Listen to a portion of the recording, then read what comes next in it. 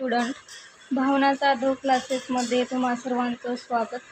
तर बघा, आज आपण BCom third year semester 6 GST तर यामधील जे महत्त्वाचे प्रश्न आहेत तर ते आपण घेणार आहोत. त्याचबरोबर प्रत्येक चॅप्टरचा नोट्ससुद्धा आपण घेणार आहोत. तर बघा, चॅप्टर फर्स्ट आहे हा GSTचा. चॅनेलवर नवीन असाल तर चॅनेलला सबस्क्राईब करा. इंट्रोडक्शन ऑफ GST तर या चॅप्टरचं नाव आहे. तर याच्या पूर्ण नोट्स आपण घेणार आहोत. त्यासाठी चॅनेलवर नवीन असाल तर सबस्क्राईब करून ठेवा, जेणेकरून तुम्हाला यापुढील येणारे नवीन व्हिडिओज पाहता येतील. शोधत बसण्याची गरज लागणार नाही. या चॅनेलवर पूर्ण BCom रिलेटेड, 12th रिलेटेड पूर्ण स्वाध्याय सिलेबस आपल्या चॅनेलवर अवेलेबल असतो. तर बघा, इंट्रोडक्शन टू GST यामधील फर्स्ट आहे, भारतातील GST म्हणजे काय. तर हा जो म्हणजे भारतातील GST म्हणजे काय, ह्या नोट्सच्या संदर्भातून सुद्धा तुम्ही पाहू शकतात, किंवा डायरेक्टली आता जी तुमची एक्झाम होणार आहे 16 एप्रिल 2025 तर त्याच्या दृष्टिकोनातून हा खूप महत्त्वाचा प्रश्न आहे आणि याचा आन्सरसुद्धा आहे. तर तुम्हाला GSTचे जे प्रश्न महत्त्वाचे आहेत तर त्याच्या व्हिडिओ मी सेपरेटली बनवत नाही. तुम्हाला याच व्हिडिओच्या शेवटी तुम्हाला त्याचं प्रश्न दाखवते. जे प्रश्न महत्त्वाचे आहेत अगदी तेच क्वेश्चन तुम्हाला विचारले जातील. तर तेच क्वेश्चन मी काढलेले आहेत. तर व्हिडिओ नक्की शेवटपर्यंत बघा, तुम्हाला ते क्वेश्चन भेटून जातील. तर बघा, भारतातील GST म्हणजे काय. तर GSTला वस्तू आणि सेवा कर म्हणून ओळखले जाते. हा एक अप्रत्यक्ष कर आहे, ज्याने भारतातील अनेक अप्रत्यक्ष करांची जागा घेतली आहे, जसे की उत्पादन शुल्क, व्हॅट, सेवा इत्यादी कर. वस्तू आणि सेवा कर कायदा 29 मार्च 2017 रोजी संसदेत मंजूर झाला आणि 1 जुलै 2017 रोजी लागू झाला. दुसऱ्या शब्दात, वस्तू आणि सेवा कर म्हणजेच GST वस्तू आणि सेवांच्या पुरवठ्यावर आकारला जातो. भारतातील वस्तू आणि सेवा कर कायदा हा एक सर्वसमावेशक, बहुस्तरीय, गंतव्य आधारित कर आहे, जो प्रत्येक मूल्यवर्धनावर आकारला जातो. GST हा संपूर्ण देशासाठी एकच देशांतर्गत अप्रत्यक्ष कर कायदा आहे. नोट्स या प्रिंट काढलेल्या आहेत, त्यामुळे थोडंसं लहान अक्षरात आलेल्या आहेत.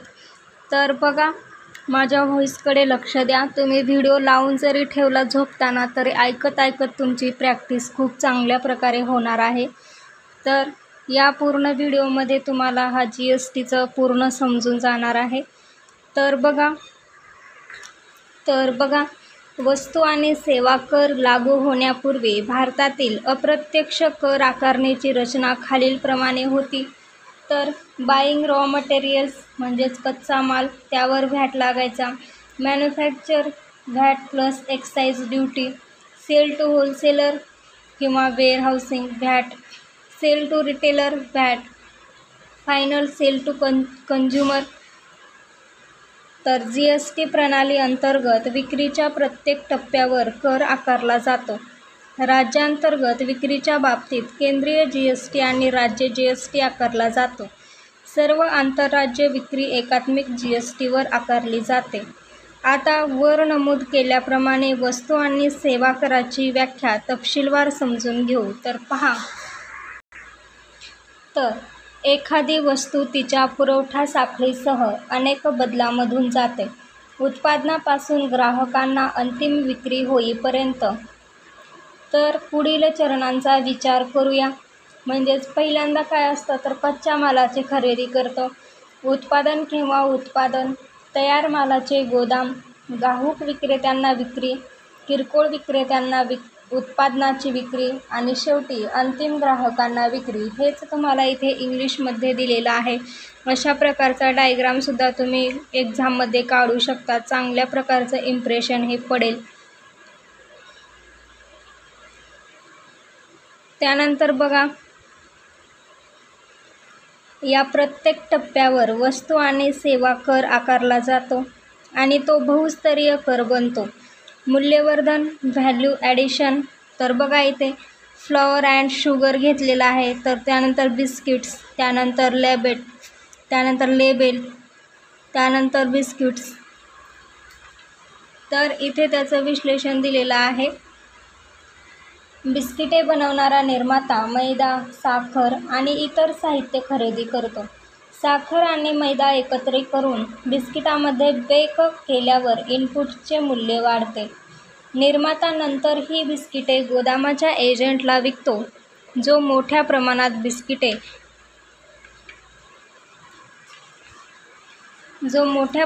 बिस्किटे कार्टनमध्ये पॅक करतो आणि त्यावर लेबल लावतो. बिस्किटामध्ये ही आणखी एक महत्त्वाची भर आहे. यानंतर गोदाम एजंट किरकोळ विक्रेत्याला विकतो. किरकोळ विक्रेता बिस्किटांना कमी प्रमाणात पॅकेज करतो आणि बिस्किटांच्या मार्केटिंगमध्ये गुंतवणूक करतो, त्यामुळे त्याचे मूल्य वाढते. या मूल्यवर्धनावर GST आकारला जातो. म्हणजेच अंतिम ग्राहकाला अंतिम विक्री साध्य करण्यासाठी प्रत्येक टप्प्यावर जोडलेले आर्थिक मूल्य. गंतव्य आधारित. महाराष्ट्रात उत्पादित केलेल्या आणि कर्नाटकातील अंतिम ग्राहकाला विकल्या गेलेल्या वस्तूंचा विचार करा. वस्तू आणि सेवा कर हा उपभोगांच्या टप्प्यावर आकारला जात असल्याने कराचा संपूर्ण महसूल महाराष्ट्राला नाही तर कर्नाटकात जाईल. भारतात GSTची उत्पत्ती. हे खूप महत्त्वाचं आहे. 2004 केळकर टास्क फोर्सच्या शिफारशीतून GSTची कल्पना भारतात आली. 2007 केंद्रीय अर्थमंत्री श्री P. चिदंबरम यांनी केंद्रीय अर्थसंकल्प 2007 ते 2008 सादर करताना भारतात GST लागू करण्याची घोषणा केली. त्यानंतर 2014 NDA सरकारने संविधान 122वी दुरुस्ती विधेयक मांडले. 2016ला 8 सप्टेंबर 2016 रोजी राष्ट्रपतींची संमती मिळाली आणि तो संविधान 101वी दुरुस्ती कायदा 2016 बनला, ज्याने भारतात GST लागू करण्याचा मार्ग मोकळा केला. 2017 मार्च केंद्रीय वस्तू आणि सेवा कर विधेयक 2017, एकात्मिक वस्तू आणि सेवा कर विधेयक 2017, केंद्रशासित प्रदेश वस्तू आणि सेवा कर विधेयक 2017 आणि वस्तू आणि सेवा कर राज्यांना भरपाई विधेयक 2017 लोकसभेत सादर आणि पारित करण्यात आले. सभा आणि 12 एप्रिल 2017 रोजी राष्ट्रपतींची संमती मिळाल्यानंतर कायदा करण्यात आला. त्यानंतर संबंधित राज्य सरकारने राज्य GST कायदे लागू केले. 1 जुलै 2017 पासून संपूर्ण भारतात GST लागू करण्यात आला. त्यानंतर GSTची उद्दिष्टे आहेत.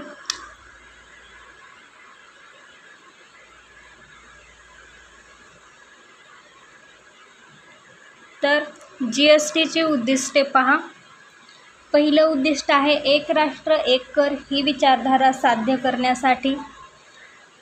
GST अनेक अप्रत्यक्ष करांची जागा घेतली आहे, जे पूर्वीच्या कर प्रणाली अंतर्गत अस्तित्वात होते.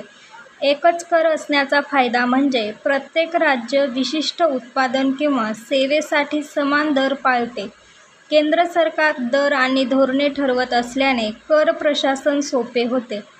सामानाच्या वाहतुकीसाठी ई-वे बिले आणि व्यवहारासाठी अहवालासाठी ई-इन्व्हॉइसिंग सारखे सामान्य कायदे लागू केले जाऊ शकतात. अनेक रिटर्न फॉर्म आणि मुदतीमध्ये करदाते अडकलेले नसल्यामुळे कर अनुपालन देखील चांगले आहे. एकूणच ही अप्रत्यक्ष कर अनुपालनाची एकसंध प्रणाली आहे. त्यानंतर दुसरं वैशिष्ट्य आहे ते म्हणजे भारतातील बहुसंख्य अप्रत्यक्ष करांचा समावेश करणे. भारतामध्ये पूर्वीचे अनेक अप्रत्यक्ष कर होते, जसे की सेवा कर, मूल्यवर्धित कर, व्हॅट, केंद्रीय उत्पादन शुल्क इत्यादी, जे अनेक पुरवठा साखळी टप्प्यावर आकारले जात होते. काही कर राज्य आणि काही केंद्राद्वारे शासित होते, परंतु वस्तू किंवा सेवा या दोन्हीवर कोणताही एकीकृत आणि केंद्रीकृत कर नव्हता. त्यामुळे GST लागू करण्यात आला. GST अंतर्गत सर्व प्रमुख अप्रत्यक्ष कर एकामध्ये जोडले गेले. यामुळे करदात्यांच्या अनुपालनाचा भार मोठ्या प्रमाणात कमी झाला आहे आणि सरकारसाठी कर प्रशासन सुलभ झाले आहे. त्यानंतर तिसरं वैशिष्ट्य आहे ते म्हणजे करांचा कॅस्केडिंग प्रभाव दूर करणे. GSTच्या प्राथमिक उद्दिष्टापैकी एक म्हणजे करांचा कॅस्केडिंग प्रभाव काढून टाकणे.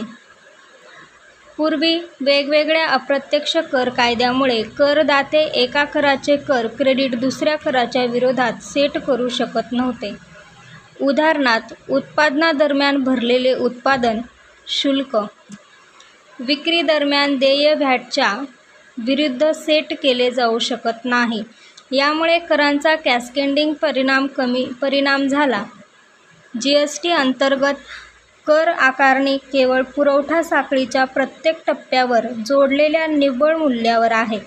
यामुळे करांचा कॅस्केडिंग प्रभाव दूर करण्यात मदत झाली आहे आणि वस्तू आणि सेवा दोन्हीवर इनपुट टॅक्स क्रेडिट्सचा अखंड प्रवाह होण्यास हातभार लागला आहे.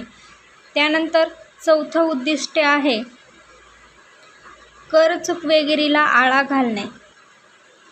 भारतातील GST कायदे पूर्वीच्या कोणत्याही अप्रत्यक्ष कर कायद्याच्या तुलनेत खूपच कठोर आहेत. GST अंतर्गत करदाते केवळ त्यांच्या संबंधित पुरवठादारांनी अपलोड केलेल्या इनव्हॉइसवर इनपुट टॅक्स क्रेडिटचा दावा करू शकतात. अशा प्रकारे बनावट इनव्हॉइसवर इनपुट टॅक्स क्रेडिटचा दावा करण्याची शक्यता कमी आहे. ई-इनव्हॉइसिंग सुरू केल्याने या उद्देशाला आणखीन बळ मिळते. तसेच GST हा देशव्यापी कर असल्याने आणि केंद्रीकृत पाळत ठेवणारी यंत्रणा असल्यामुळे डिफॉल्ट्सवरील कारवाई जलद आणि अधिक कार्यक्षम आहे. ज्यामुळे GSTने कर चुकवेगिरीला आळा घातला आहे आणि कर फसवणूक मोठ्या प्रमाणात होण्यापासून कमी केली आहे. त्यानंतर पाचवं उद्दिष्ट आहे करदात्यांचा आधार वाढवणे. GSTमुळे भारतातील करांचा पाया रुंदावण्यास मदत झाली आहे. पूर्वी प्रत्येक कर कायद्यात उलाढालीवर आधारित नोंदणीसाठी वेगळी मर्यादा होती. GST हा वस्तू आणि सेवा या दोन्हीवर लावलेला एकत्रित कर असल्याने त्यामुळे कर नोंदणीकृत व्यवसाय वाढले आहेत. याशिवाय इनपुट टॅक्स क्रेडिटच्या सभोवतालच्या कठोर कायद्यामुळे काही असंघटित क्षेत्रांना करांच्या जाळ्यात आणण्यास मदत झाली आहे. उदाहरणार्थ, भारतातील बांधकाम उद्योग. करदात्यांचा आधार वाढवते बांधकाम उद्योग. ठीक आहे, उदाहरण घेतलेलं आहे. त्यानंतर 6वं आहे व्यवसाय सुलभतेसाठी ऑनलाईन प्रक्रिया. तर पूर्वी करदात्यांना प्रत्येक कर कायद्याअंतर्गत वेगवेगळ्या कर अधिकाऱ्यांशी व्यवहार करताना खूप त्रास सहन करावा लागत होता. याशिवाय रिटर्न फायलिंग ऑनलाईन असताना बहुतेक मूल्यांकन आणि परतावा प्रक्रिया ऑफलाईन झाल्या. आता GST प्रक्रिया जवळजवळ संपूर्णपणे ऑनलाईन केल्या जातात. नोंदणीपासून रिटर्न फायलिंगपासून ते ई-वे बिल तयार करण्यापर्यंत सर्व काही एका बटनाच्या क्लिकवर केले जाते. भारतातील एकूण व्यवसाय सुलभ करण्यास आणि मोठ्या प्रमाणात करदात्यांचे अनुपालन सुलभ करण्यात याने योगदान दिले आहे. ई-इनव्हॉइसिंग, ई-वे बिले आणि GST रिटर्न फायलिंग यासारख्या सर्व अप्रत्यक्ष कर अनुपालनासाठी लवकरच केंद्रीकृत पोर्टल सुरू करण्याची सरकारची योजना आहे. त्यानंतर 7वं वैशिष्ट्य आहे सुधारित लॉजिस्टिक आणि वितरण प्रणाली. एकत्र अप्रत्यक्ष कर प्रणाली वस्तूंच्या पुरवठ्यासाठी अनेक कागदपत्रांची आवश्यकता कमी करते. GST वाहतुकीच्या चक्राच्या वेळा कमी करते, पुरवठा साखळी आणि टर्न अराउंड वेळ सुधारते आणि इतर फायद्यासह वेअरहाऊस एकत्रीकरणास कारणीभूत ठरते. GST अंतर्गत ई-वे बिल प्रणालीसह आंतरराज्य चेकपॉइंट काढून टाकणे या क्षेत्रासाठी परिवहन आणि गंतव्य कार्यक्षमता सुधारण्यासाठी सर्वात फायदेशीर आहे. शेवटी ते उच्च रसद आणि गोदाम खर्च कमी करण्यास मदत करते. त्यानंतर 8वं वैशिष्ट्य आहे 8वं वैशिष्ट्य आहे स्पर्धात्मक किमतींना प्रोत्साहन देणे आणि वापर वाढवणे. GST लागू केल्याने उपभोग आणि अप्रत्यक्ष कर महसुलातही वाढ झाली आहे. पूर्वीच्या राजवटीत करांच्या कॅस्केडिंग प्रभावामुळे भारतातील वस्तूंच्या किमती जागतिक बाजारपेठेपेक्षा जास्त होत्या. काही राज्यामध्ये कमी व्हॅट दरामुळे या राज्यामध्ये खरेदीचे असंतुलन झाले. एकसमान वस्तू व सेवा कर या दरामुळे संपूर्ण भारतात आणि जागतिक आघाडीवर एकूण स्पर्धात्मक किमतीमध्ये योगदान दिले आहे. यामुळे खप वाढला आहे आणि उच्च महसूल प्राप्त झाला आहे, जो आणखीन एक महत्त्वाचा उद्देश साध्य झाला आहे. त्यानंतर title extent and commitment of GST. या कायद्याला केंद्रीय वस्तू आणि सेवा कर कायदा 2017 असे संबोधले जाऊ शकते. तो जम्मू आणि काश्मीर राज्य वगळता संपूर्ण भारतामध्ये विस्तारित आहे. केंद्र सरकार अधिकृत राजपत्रातील अधिसूचनेद्वारे नियुक्त करेल अशा तारखेपासून ते लागू होईल. 1 जुलै 2017 पासून संपूर्ण भारतामध्ये वस्तू आणि सेवा कर लागू करण्यात आला. जम्मू आणि काश्मीर राज्य विधानसभेने 7 जुलै 2017 रोजी आपला GST कायदा संमत केला, ज्यामुळे संपूर्ण राष्ट्र एका एकीकृत अप्रत्यक्ष कर प्रणाली अंतर्गत आणले जाईल याची खात्री केली जाते.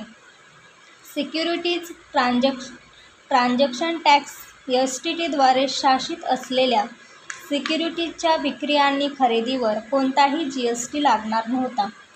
या कायद्याच्या वेगवेगळ्या तरतुदीसाठी वेगवेगळ्या तारखा नियुक्त केल्या जाऊ शकतात आणि या कायद्याच्या प्रारंभासाठी अशा कोणत्याही तरतुदीतील कोणताही संदर्भ त्या तरतुदीच्या अंमलात येण्याचा संदर्भ म्हणून समजला जाईल.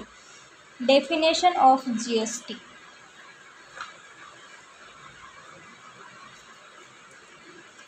वस्तू आणि सेवा कर म्हणजेच GST हा भारतामध्ये वस्तू आणि सेवांच्या पुरवठ्यावर आकारला जाणारा अप्रत्यक्ष कर किंवा उपभोग कर आहे. उत्पादन प्रक्रियेच्या प्रत्येक टप्प्यावर GST आकारला जातो, परंतु अंतिम ग्राहकाव्यतिरिक्त उत्पादनाच्या साखळीतील सर्व पक्षांना परतावा दिला जातो. GSTचे प्रकार. Types of GST in Marathi. 4 प्रकारचे GST आहे जे खालीलप्रमाणे आहेत. First, CGST, SGST, UTGST, IGST. CGST central government GST म्हणजे काय? तर CGSTचे पूर्ण नाव केंद्र सरकार GST आहे. CGST कर देशाचे केंद्रीय गृह असल्याचे दिसते. 9% देणे आवश्यक आहे. देशाच्या धोरणानुसार हा कर त्यांचा मुख्य अधिकार आहे. CGST मध्ये आपल्याला प्रत्येक परिस्थितीत देणे बंधनकारक आहे. SGST स्टेट गव्हर्नमेंट GST म्हणजे काय? तर देशाच्या कोणत्याही राज्यात राज्य सरकार GST, SGST कोणत्याही खरेदी, विक्री आणि सेवावर जो कर लावला जातो त्याला SGST म्हणतात. हे कर शुल्क 9% आहे, परंतु CGST प्लस SGST जोडून ते 18% आहे. उदाहरणार्थ, महाराष्ट्रामध्ये जर कोणी वस्तूंची विक्री अथवा खरेदी करत असेल तर त्यावर CGST 9% प्लस SGST 9% असे एकूण GST 18% सेवा शुल्क देणे बंधनकारक असते. त्यानंतर UTGST युनियन टेरिटरी GST म्हणजे काय? केंद्रशासित प्रदेश GST हे भारतामध्ये इतर राज्य आहे. तसेच केंद्रशासित राज्य देखील म्हणजेच दिल्ली, अंदमान आणि निकोबार बेट, चंदीगड, दादरा नगर हवेली आणि दमण दीव, लक्षद्वीप, पुडुचेरी, जम्मू आणि काश्मीर,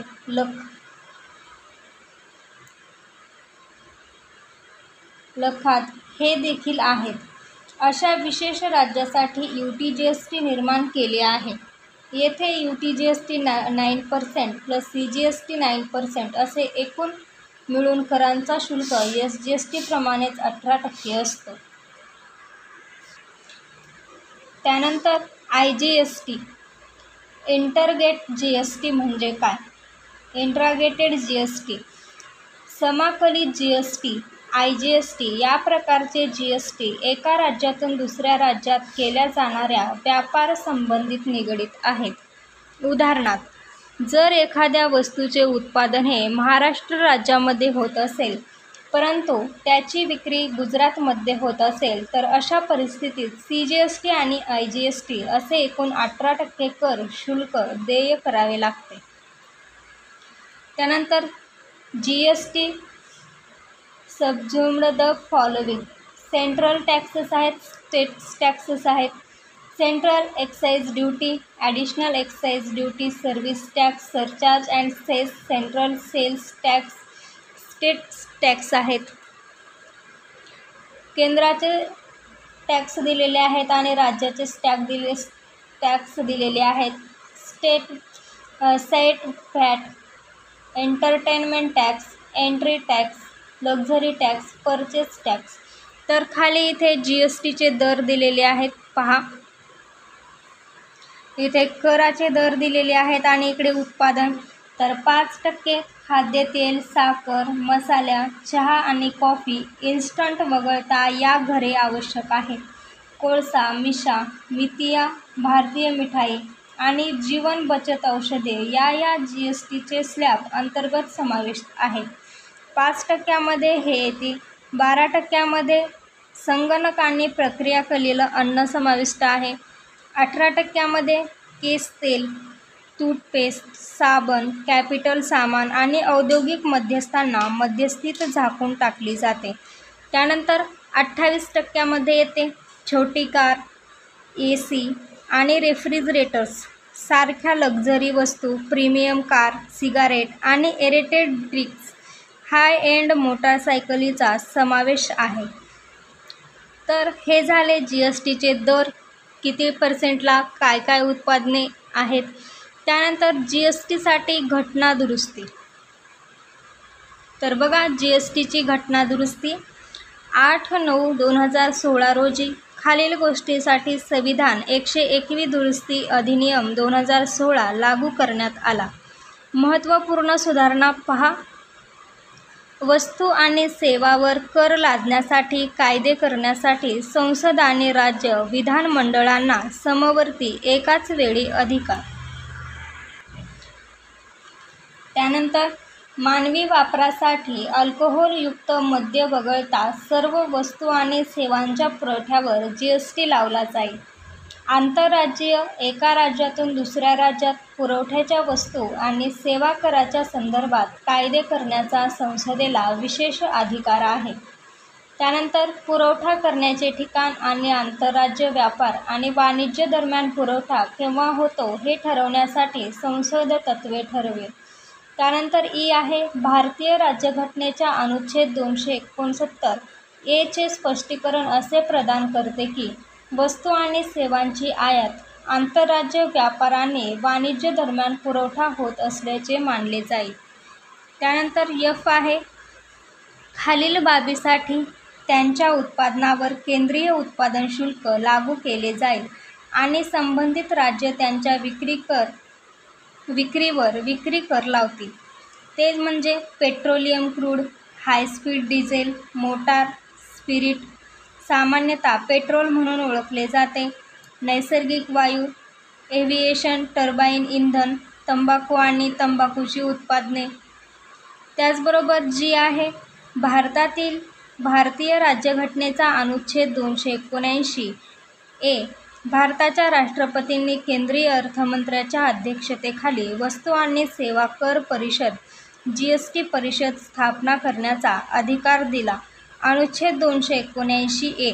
GST दर, GST रेट, मूल्यांकन आणि इतर मूलभूत नियम, सूट, भविष्यातील बदल, परतावा आणि नोंदणी. त्यानंतर GSTचे फायदे आपण बघणार आहोत. तर बघा, GST ही संपूर्ण देशासाठी विजयाची परिस्थिती आहे. हे उद्योग सरकार आणि ग्राहकांच्या सर्व भागधारकांना फायदे प्रदान करते.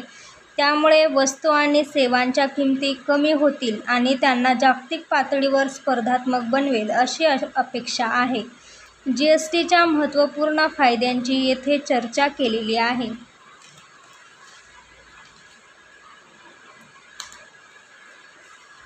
पहिला आहे एकत्रित राष्ट्रीय बाजाराची निर्मिती. जीएसटीचे उद्दिष्ट भारताला समान कर दर आणि अनुपालनासह एकसमान बाजारपेठ बनवणे आहे आणि राष्ट्रीय स्तरावर एकात्मिक अर्थव्यवस्था तयार करण्यासाठी आर्थिक अडथळे दूर करणे. त्यानंतर दुसरा फायदा आहे कॅस्केडिंगचे दुष्परिणाम कमी करणे. जीएसटी बहुतेक केंद्र आणि राज्यांचे अप्रत्यक्ष कर एकाच करात समाविष्ट करते आणि संपूर्ण मूल्य शृंखला प्रक्रियेतील व्यवहारांसाठी आउटपुट टॅक्समधून भरलेल्या कराच्या क्रेडिटला परवानगी देते. करावरील कर हटविल्याने उद्योगाला फायदा होतो. मेक इन इंडिया उपक्रमाला चालना. तिसरा फायदा आहे जीएसटी भारत सरकारच्या मेक इन इंडिया उपक्रमाला राष्ट्रीय तसेच आंतरराष्ट्रीय बाजारपेठेत स्पर्धात्मक बनवून भारतात उत्पादित वस्तू आणि सेवांना मोठी चालना देईल. त्यानंतर चौथा फायदा आहे सरकारी महसुलात वाढ. जीएसटीमुळे कर बेस वाढवून आणि करदात्यांचे अनुपालन सुधारून सरकारी महसूल वाढेल अशी अपेक्षा आहे. GST compensation to the state हा 5 मार्क्ससाठी क्वेश्चन येऊ शकतो, कंपल्सरी येऊ शकतो. Central bureau of excise and कस्टम्सने नोव्हेंबर 2016 मध्ये model goods and service tax राज्यांना महसूल नुकसान भरपाई विधेयक 2016 जारी केले. वस्तू आणि सेवा कर म्हणजेच जीएसटी लागू झाल्यानंतर महसुलाच्या नुकसानीसाठी हे विधेयक राज्यांना भरपाई प्रदान करते. राज्याने राज्य जीएसटी कायदा लागू केल्याच्या तारखेपासून 5 वर्षाच्या कालावधीसाठी अशी भरपाई राज्याला दिली जाईल. अंदाजित वाढ दर आणि आधारभूत वर्ष. 5 वर्षाच्या कालावधीत राज्याच्या महसुलाच्या वाढीचा दर 14% प्रतिवर्ष गृहीत धरला जातो. कोणत्याही आर्थिक वर्षातील नुकसान भरपाईच्या रकमेची गणना करण्याच्या उद्देशाने वर्ष 2015-16 हे आधारभूत वर्ष मानले जाईल. महसुलाचा अंदाज लावला जाईल. त्यानंतर आधारभूत वर्ष महसूल.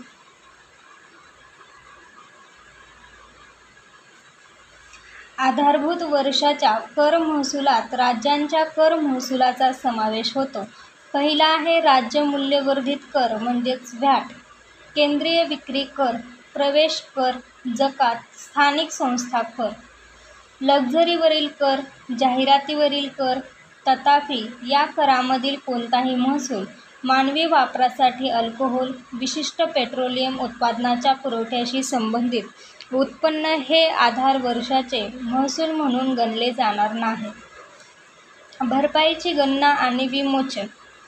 राज्याला देय असलेली भरपाई तात्पुरती गणना केली पाहिजे आणि प्रत्येक तिमाहीच्या शेवटी जारी केली पाहिजे. पुढे एकूण महसुलाची वार्षिक गणना करणे आवश्यक आहे, ज्याचे लेखापरीक्षण भारताचे नियंत्रक आणि महालेखा परीक्षक करतील. जीएसटी भरपाई उपक्रम लावणे. जीएसटी भरपाई उपकर लावणे आणि भरपाई levy and composition of GST compensation cess. GST परिषदेने शिफारस केल्यानुसार जीएसटी भरपाई उपकर म्हणून ओळखला जाणारा उपकर काही वस्तू आणि सेवांच्या पुरवठ्यावर लावला जाऊ शकतो. उपकराच्या पावत्या जीएसटी भरपाई निधीमध्ये जमा केल्या जातील. जीएसटी लागू झाल्यामुळे राज्यांना झालेल्या महसुलाच्या नुकसानीची भरपाई देण्याच्या उद्देशाने उपकराच्या पावत्या वापरल्या जातील. नुकसान भरपाईच्या कालावधीच्या शेवटी भरपाई निधीमधील कोणताही अप्रयुक्त पैसा राज्यामध्ये खालील प्रकारे वितरित केला जाईल. राज्याच्या महसुलाच्या प्रमाणात राज्यामध्ये वाटून घेतले जाणारे निधीचे 50% आणि उर्वरित 50% केंद्राच्या विभाज्य करांचा भाग असेल. तर अशा पद्धतीने आपण जीएसटी इंट्रोडक्शन टू जीएसटी यामधील पूर्ण चॅप्टर्सच्या नोट्स आपण बघितलेले आहेत आजच्या व्हिडिओमध्ये. जर तुम्हाला काही अडचण असेल तर तुम्ही कमेंट करून विचारू शकतात. तर GSTचे जे महत्त्वाचे प्रश्न आहेत तर ते तुम्हाला दाखवायचे आहेत. तर पहा, तर महत्त्वाचे प्रश्न मी इथे लिहून घेतलेले आहेत. तर आपण जो आज chapter first introduction to GST बघितलेला आहे, तर 20 मार्कासाठी आलेला क्वेश्चन आहे. यावेळेससुद्धा हा क्वेश्चन येणार आहे, परंतु 15 गुणासाठी फिक्स येईल किंवा 20 मार्कासाठी. परंतु हा क्वेश्चन मिस करू नका, हे क्वेश्चन येणार आहे. वस्तू आणि सेवा कर म्हणजे काय आणि घटनात्मक तरतुदीसह वस्तू आणि सेवा कराच्या उत्पत्तीचे स्पष्टीकरण करा. त्यानंतर सेकंड आहे वस्तू आणि सेवा करांतर्गत पुरवठा म्हणजे काय आणि पुरवठ्याची व्याप्ती स्पष्ट करा. त्याला और आहे GST अंतर्गत लेखी आणि कलेक्शनची संकल्पना स्पष्ट करा. त्यानंतर तिसरा आहे GST अंतर्गत इनपुट टॅक्स कोण वापरू शकतो. त्यालाच और आहे वस्तू आणि सेवा या दोन्ही बाबतीत वेळ पुरवठा म्हणजे काय. आणि चौथा आहे GST अंतर्गत नोंदणीसाठी कोणत्या व्यक्ती अनिवार्य आहेत आणि त्याला और आहे GST अंतर्गत शेड्यूल 1, 2, 3 स्पष्ट करा. तर असे क्वेश्चन तुम्हाला येणार आहेत. यातीलच कुठलेही 4 तुम्हाला सोडवायचे आहेत. क्वेश्चन 5वा आलेला होता GST राज्याला भरपाई उपकर, GST कॉम्पन्सेशन स्टेट, रचना योजना कॉम्पन्सेशन स्कीम, संमिश्र पुरवठा कंपोसाईट सप्लाय. तर हे क्वेश्चन 10 मार्कासाठी आलेला होता. तर अशा प्रकारे GSTचे हे महत्त्वाचे क्वेश्चन आहेत. व्हिडिओ शेवटपर्यंत बघितला असाल, तुम्हाला जर खरं इम्पॉर्टंट वाटलं असेल तर नेक्स्ट व्हिडिओच्या नोट्स म्हणजे पाहिजे असतील अशाच प्रकारे तर तुम्ही मला कमेंट करा. आपण एका व्हिडिओमध्ये ऑल चॅप्टर्सच्या नोट्स या बघणार आहोत. तुम्ही व्हिडिओ जरी ऐकत जरी राहिलात किंवा ऐकत जरी झोपी गेलात तरी तुम्हाला ऐकल्यामुळे जास्तीत जास्त लक्षात राहील. लावून तुम्ही ऐकून अभ्यास करू शकता, जेणेकरून तुम्हाला ऐकल्यानंतर पेपरमध्ये लिहिता येईल. नंतर राहिलेल्या टायमिंगमध्ये याच्या नोट्स लहान नोट्स काढायच्या आणि नंतर त्याचा अभ्यास करायचा. ठीक आहे. तर 16 एप्रिल 2025ला तुमचा GSTचा पेपर होणार आहे. त्याच्या दृष्टिकोनातून चांगला अभ्यास करा. तसेच मॅनेजमेंटच्या नोट्स, ॲडव्हान्सच्या नोट्स, त्याचे प्रॉब्लेमचे व्हिडिओ आपल्या चॅनेलवर अवेलेबल आहेत. तुम्ही चॅनेलवर प्लेलिस्टमध्ये जाऊन चेक करू शकतात. तर आपण भेटूया नेक्स्ट व्हिडिओमध्ये नवीन व्हिडिओसोबत. तोपर्यंत अभ्यास करा. धन्यवाद.